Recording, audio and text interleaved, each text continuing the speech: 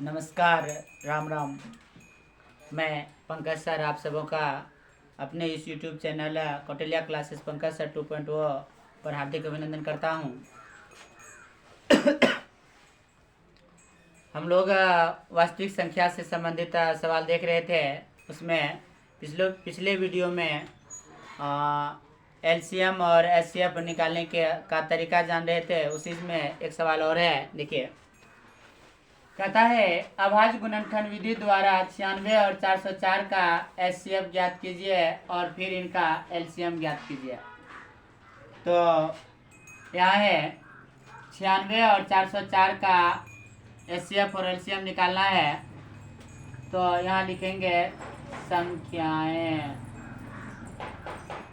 संख्याएं दी गई है 96 और 404।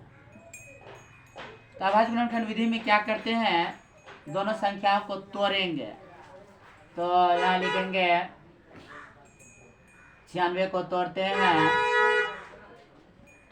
96 में 2 से भाग लगेगा 48, फिर 2 से 24, फिर 2 से 12, फिर 2 से 6, फिर 2 से 3। तो इसको लिख सकते हैं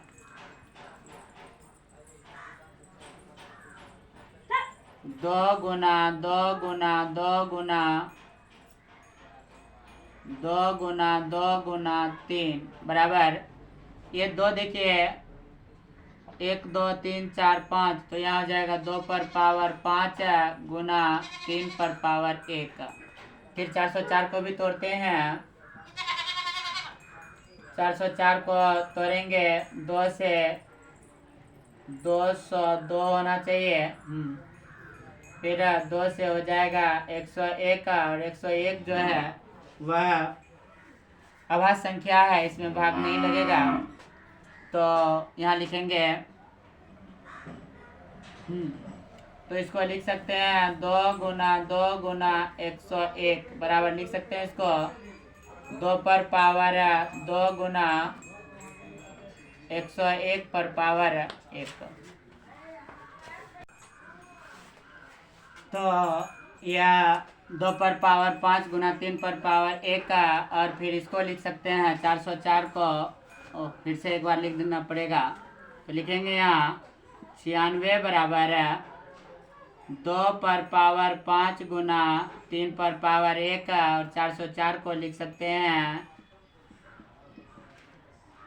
2 पर पावर 2 गुना 101 पर पावर 1।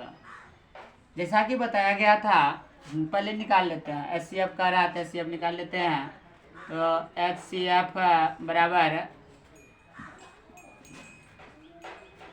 इसको जो तोड़ा गया जो मिलता है वह सबसे छोटका पावर वाला जो होता है वह SCF होता है। तो यहाँ देखिए 2 पर पावर 5 है, 2 पर पावर 2 है, छोटका पावर वाला है 2 पर पावर 2। तो 2 पर पावर 2 यहाँ लिखा जाएगा।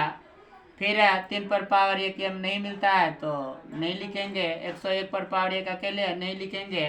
तो यही हो जाएगा 2 का स्क्वायर 4, यही हो जाएगा SCF। अब बात रही LCM, तो LCM निकाल देते हैं। तो यहाँ लिखेंगे LCM बराबर, मैंने बताया अभी, LCM होता है जो जिसका आधार मिलता हो, जिसका आधार मिलता हो बड़का पावर वाला जो होता है वह LCM होता है। तो यहाँ 2 पर पावर 5 है, यहाँ 2 पर पावर 2 है, तो आधार मिलता है इसलिए 2 पर पावर 5 हो जाएगा LCM में। 2 पर पावर 5 जो नहीं मिलता वो तो ऑलरेडी लेना ही पड़ेगा। तो हो जाएगा यहाँ गुना 3 पर पावर 1 गुना 101 पर पावर 1 बराबर 2 पर पावर 5 हो जाएगा 2 दूना 4 दूना 8 दूना 16 दूना 32। तो ये हो जाएगा 32 गुना 3 गुना 101 बराबर 32 या 96 101 गुना 96 करेंगे तो हो जाएगा यहाँ 6 एका 6 0, 6 एका 6, फिर 9 एका 9, 0, 9 एका 9, और यहाँ 6, 9, 6, 9, ये हो जाएगा 9,696। एक आंसर यह हो गया। तो यह अभाज्य गुणनखंड विधि से आपका एचसीएफ और एलसीएम दोनों आ गया।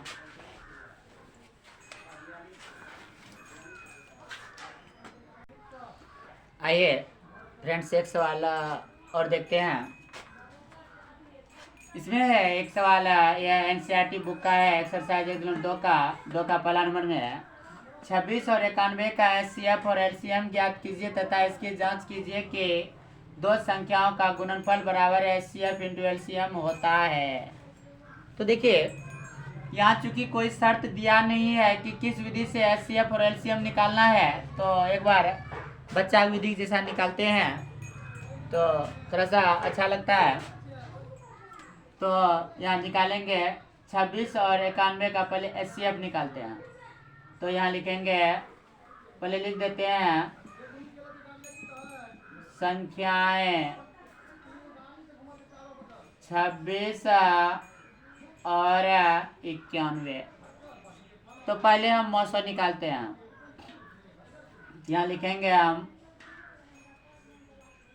ये नंबर देते हैं मौसम के लिए, ऐसा भी लिख सकते हैं एचसीएफ के लिए।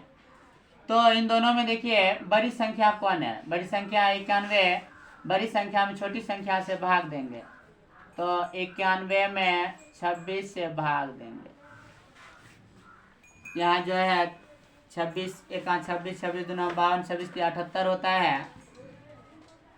तो 3 बार में खाना चाहिए, 3 बार में होता है 78।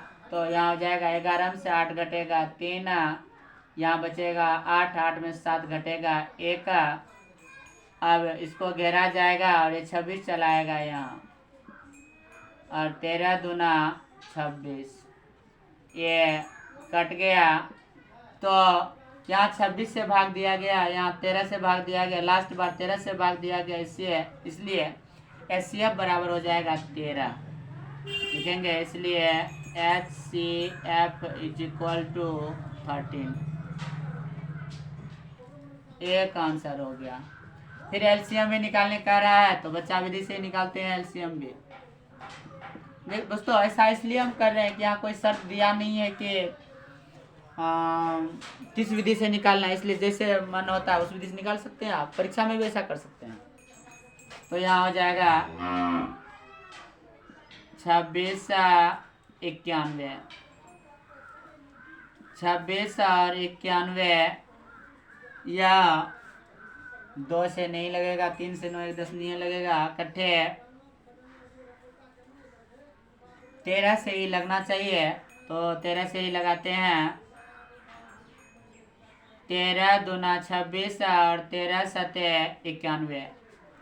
तो यहाँ हो जाएगा LCM is equal to 13 multiply 2 multiply 7, 7 दूना 14, 14 गुना 13 करेंगे, 14 गुना 14, 14 12 68, 14 82 से हो जाएगा यहाँ 182।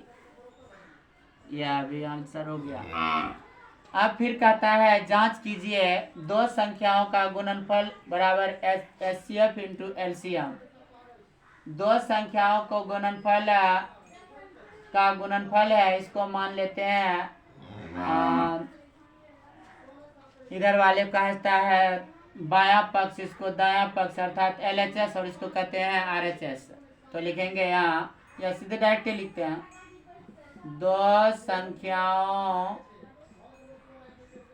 का गुणनफल, दो संख्याओं का गुणनफल बराबर, दो संख्याएं क्या सब है, तो 26 और 91 दोनों गुना करते हैं। तो 26 गुना 91 बराबर करते हैं 26 गुना 91 अलग में, 26 गुना 91, 1 से यहाँ 26 होगा, 9 छाक 54 के 4 हासिल 5, 9 दूना 18, 5 23, 6 4 2 6, यहाँ 3, यहाँ 2366 हुआ, 2366। फिर इसके बाद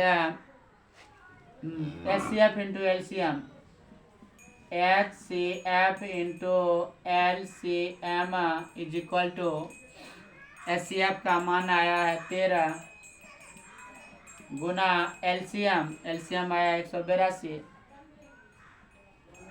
बराबर है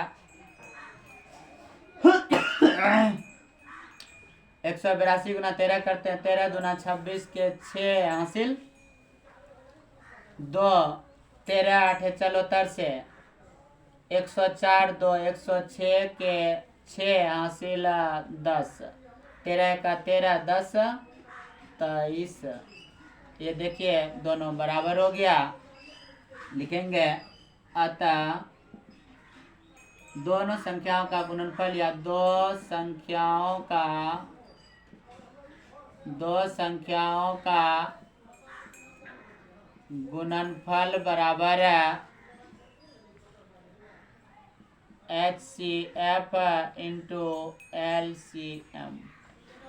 यहाँ पर लिख सकते हैं हम, कहता है जांच कीजिए, जांच तो कर दिए, हो गया, बस काम खत्म। तो ये सवाल हो गया। इसी तरह का और सवाल देखने के लिए और वीडियो देखने के लिए आप मुझे कमेंट कर सकते हैं।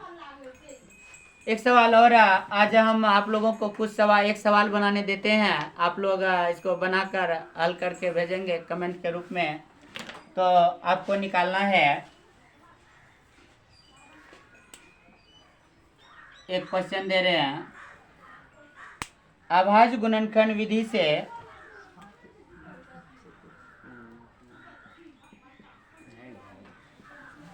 अभाज्य गुणनखंड विधि से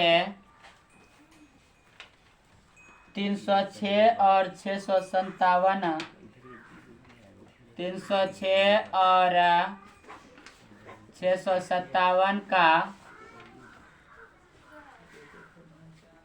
306 और 657 का HCF ज्ञात करें। यह सवाल बनाकर आप मुझे कमेंट कर सकते हैं और कमेंट कीजिए ताकि पता चले इसमें से कितने आप लोग समझ गए हैं या जानते हैं। तो और सवाल देखेंगे अगले वीडियो में। यहाँ तक बने रहने के लिए बहुत बहुत धन्यवाद। अपना ठंडी में ध्यान रखिए। Bye bye.